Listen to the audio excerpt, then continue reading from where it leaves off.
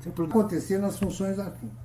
Formalmente, a gente diz que uma função afim é uma função de R em R, não é isso? Que transforma números reais em números reais, né?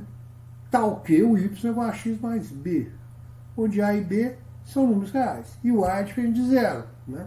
Porque se o a for diferente de zero, ela deixa de ser uma função afim, para ser uma função constante. Ok? Deixa de ser, pensa bem. Se a for zero, some essa parte aqui, né? O y vai ser igual a b. Não adianta variar x, porque o a cancelou o x aqui, né? Produto multiplicado por zero sempre dá zero. É uma função de variáveis reais. Qual que é o domínio dela? R. Qualquer valor de x que eu imaginar, eu posso multiplicar por um número real, né?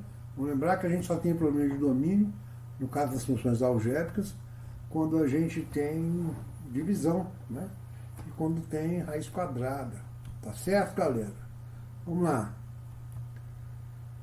Exemplos de função afim, né? Y igual a 50x mais 1000. Aqui é o primeiro exemplo. A igual a 50 e B igual a 1000. Não é isso?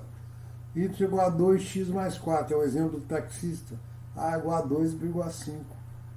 Y igual a 2x. O que é isso? A igual a 2 e B igual a 0. Tá certo? B é 0. Não tem B aqui. Y igual a x. A igual a 1 e B igual a 0. Essa função a gente chama de identidade, porque é uma função que transforma x nele mesmo, né? A imagem de cada número será ele mesmo, tá certo, gente? Entenderam a ideia aí da função afim? E na forma gráfica, como fica a função afim? Boa pergunta.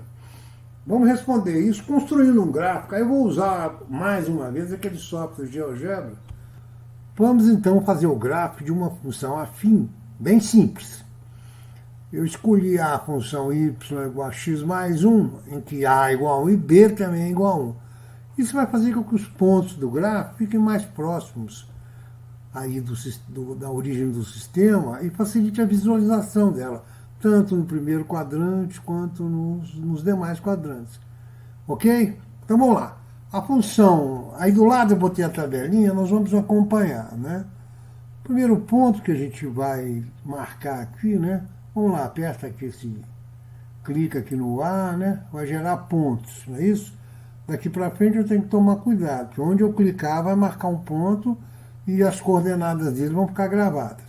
Mas o primeiro ponto nosso é o ponto de x igual a menos 2, y igual a menos 1, tá certo, galera?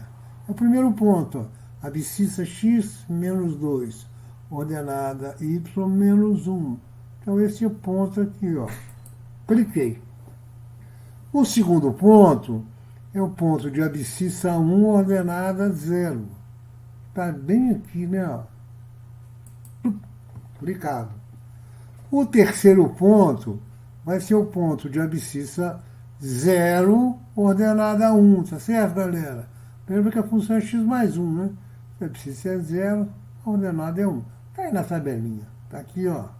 Aqui o terceiro ponto. Viram? O quarto ponto, gente, é o ponto de abscissa 1 ordenada 2. Depois abscissa 2 ordenada 3. Abscissa 3 ordenada 4. Abscissa 4 ordenada 5. Bom, todo mundo já viu o que deu isso aí, né? Um monte de pontos aparentemente estão alinhados. Aqui no menu tem uma possibilidade de eu clicar e ele vai unir os pontos, né?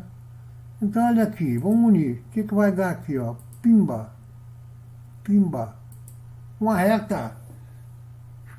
E passa por todos os pontos, né? Todo mundo já sabia disso, né? Claro. O gráfico de uma função afim é uma reta, galera. Sempre é uma reta.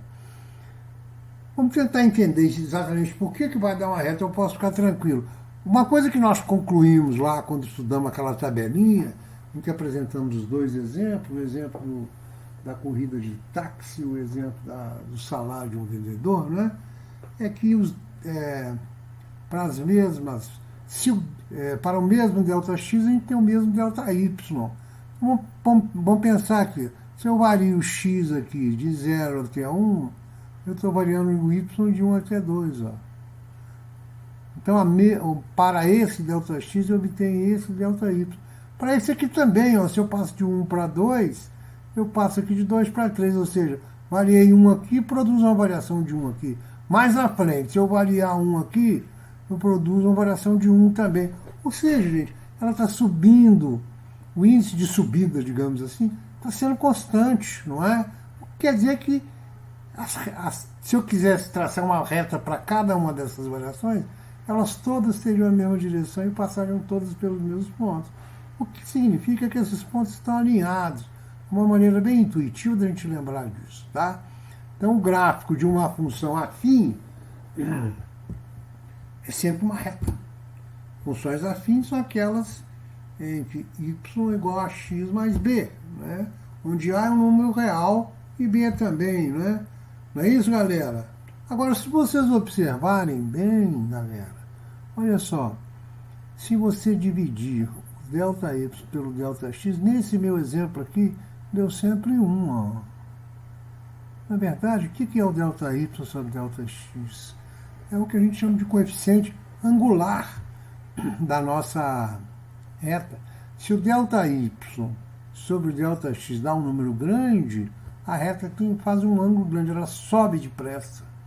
Se o ΔY sobre ΔX der um número pequeno, ela vai ter um ângulo menor, o ângulo será menor, a declividade vai ser menor também, né? Não é isso, gente? Então esse ΔY sobre ΔX, que é exatamente igual ao A, tá certo? Numericamente igual ao A, corresponde ao coeficiente angular da reta. Tudo bem? Bom, e a reta cortou o y, o eixo dos y no ponto C. Ó.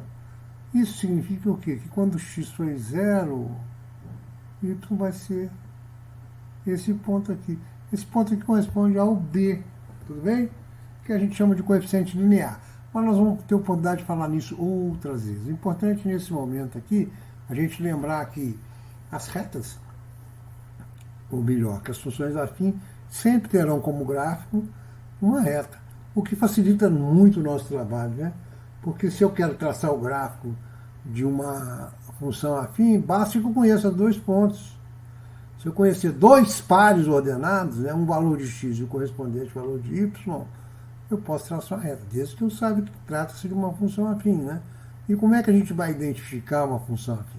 Ora, se ela for definida por um polinômio do primeiro grau, por isso que ela é chamada também função polinomial do primeiro grau, ou função do primeiro grau, né? Quando o expoente da variável x, no caso, for 1, não é? X elevado a 1. Então, sempre que eu tiver ax mais b, ou x elevado a 1, evidentemente, eu tenho uma função afim, ou função polinomial do primeiro grau, cujo gráfico sempre será uma reta. Se é uma reta, então nós vamos precisar só de um único ponto, tá bom? O que vai modificar aqui, ó, é a declividade, ela pode ser mais inclinada ou menos inclinada, e também vai modificar o quê? O ponto que ela vai cortar o eixo x, né? O eixo y, o eixo x, não é isso? Isso vai depender dos parâmetros A e B, dos coeficientes A e B. Tá claro aí, minha gente? Então tá, vamos então deixar uns exercícios para vocês se divertindo aí. E a gente dá sequência nesse assunto ainda numa próxima aula. Obrigado, até a próxima.